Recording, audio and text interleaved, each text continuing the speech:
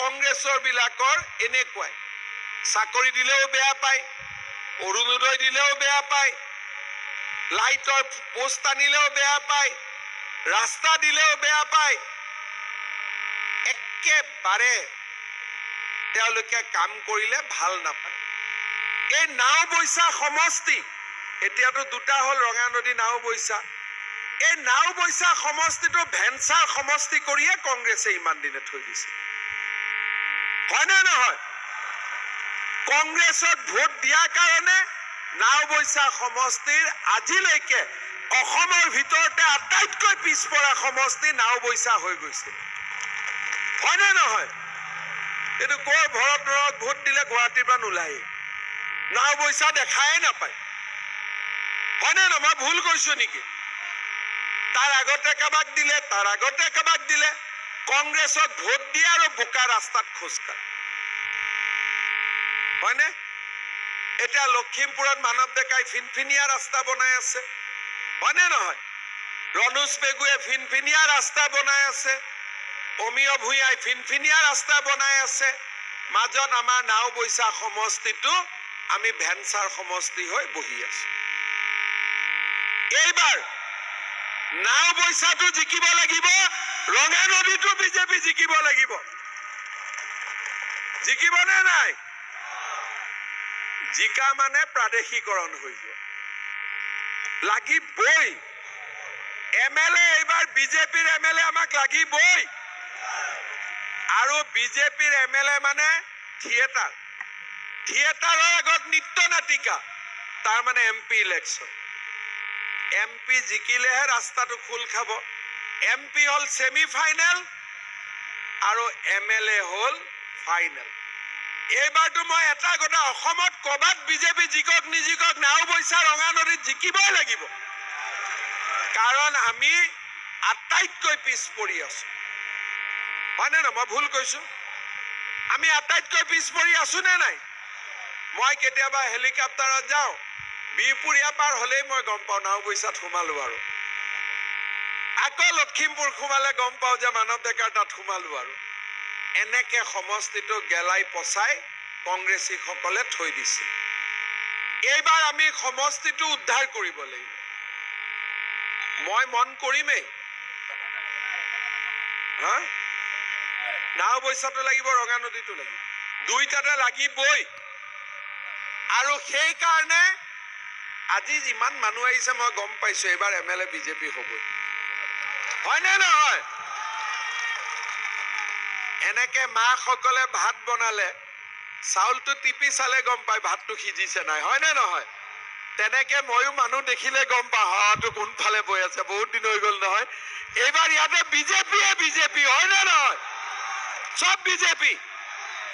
আৰু সেইকাৰণে ৰাইজ নাওবৈচা ৰঙা নদী সমষ্টিৰ উন্নতিৰ বাবে মোদীজীক প্ৰধানমন্ত্ৰী পাতিবৰ কাৰণে এইবাৰ আমি বিপুল ভোটত প্ৰধান বৰুৱা ডাঙৰীয়াক লখিমপুৰ সমষ্টিৰ পৰা বিজয়ী কৰিব লাগিব, হ'ব নহয়? মই বহুত দীঘলীয়াকৈ নকওঁ, মোৰ আৰু দুখন মিটিং আছে, ৰাইজৰ পাৰ ভঙা উৎসৱ। এইবাৰতো মই দেখিছো যে বিজেপিয়ে 14টাৰ ভিতৰত 14টাই পাই যাব নেকি, যিটো অৱস্থা, ৰাইজে যিমান আশীৰ্বাদ দি আছে। আৰু ৰাইজ, আমি ভাল কাম কৰিম, বেয়া কাম নকৰো, দুখীয়া মানুহৰ কাৰণে কাম কৰিম, মধ্যবিত্ত মানুহৰ কাৰণে কাম কৰিম, আৰু সদায় আপোনালোকৰ বুকুৰ মাজত থাকিবৰ বাবে আমি চেষ্টা কৰিম।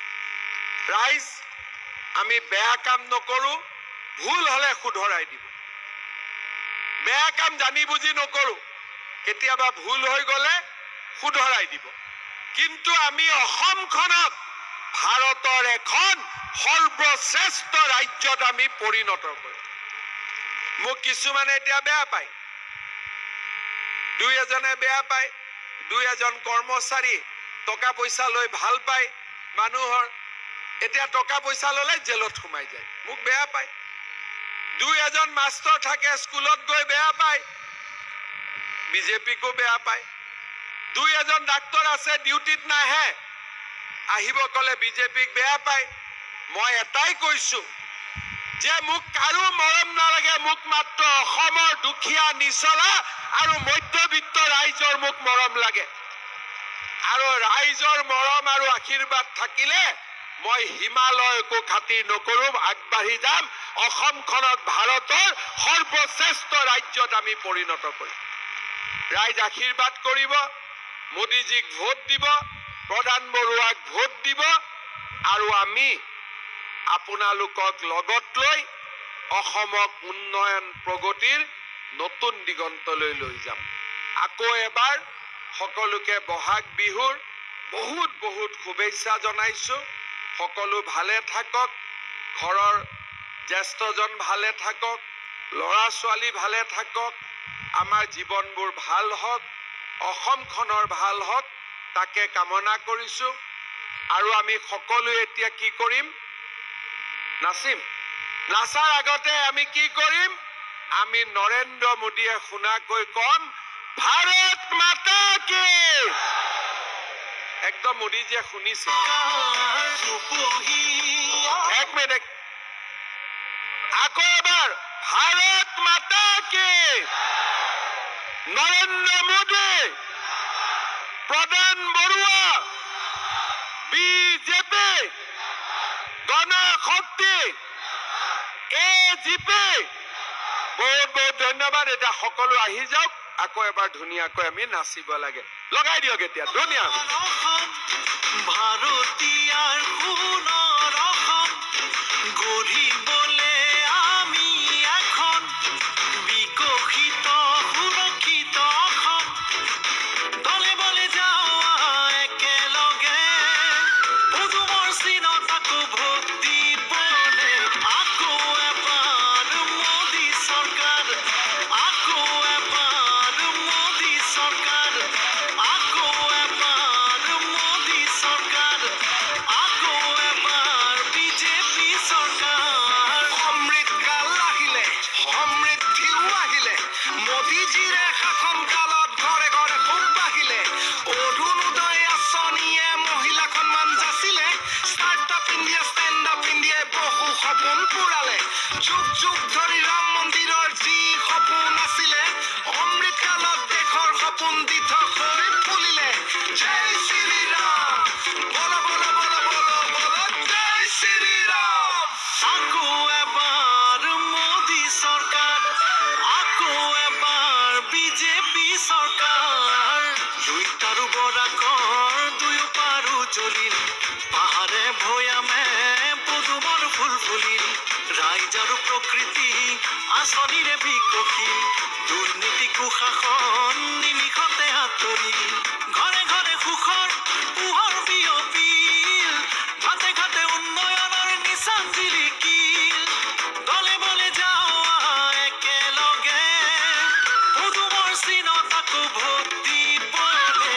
আকৌ এবাৰ মোদী চৰকাৰ, আকৌ এবাৰ মোদী চৰকাৰ, আকৌ এবাৰ মোদী চৰকাৰ, আকৌ এবাৰ বিজেপি চৰকাৰ। চলে পলে প্ৰতি পলে আমি যাম আগুৱাই, বেটি বচাই বেটি পঢ়াই দেশ যাব আগুৱাই। বিশ্বগুৰু খ্যাতিৰে মা ভাৰতী উজ্বলিল, বিকশিত ভাৰতৰ পথ আজি মুকলিল। জল জীৱনে খোৱা পানী উজালা দিলে গেছ, আয়ুষ্মান ভাৰতে স্বাস্থ্য সেৱাৰে নিৰোগী কৰিলে দেশ। বসুন্ধৰাই খিলঞ্জীয়াক ভূমিৰ অধিকাৰ দিলে, PM আৱাস যোজনাত বহু ঘৰ বনিলে। অসম মালা ভাৰত মালা আঁচনিৰ ফল, আন্তঃৰাষ্ট্ৰীয় পৰ্যায়ত আমাৰ বাট পথ হ'ল। কামাখ্যাৰ কৰিডৰৰ ভেটি প্ৰতিষ্ঠা হ'ল, কাজিৰঙাৰ খেতি বিশ্বত ৰৈ বৈ গ'ল। উৰণীয়া সেতুৰে যান-জঁট নোহোৱা হ'ল, অসম ভূমিতে এইমছৰ নিৰ্মাণ হ'ল। শংকৰদেৱৰ জন্মস্থান বাটত ৰোৱা থান, বিশ্বৰ মানচিত্ৰত উজ্বলি ৰ'ল। লাচিতৰ বীৰ গাথাই বিশ্বখ্যাতি লভিলে, হাজাৰ হাজাৰ নাচনীয়ে বিশ্বভিলে কহিলে।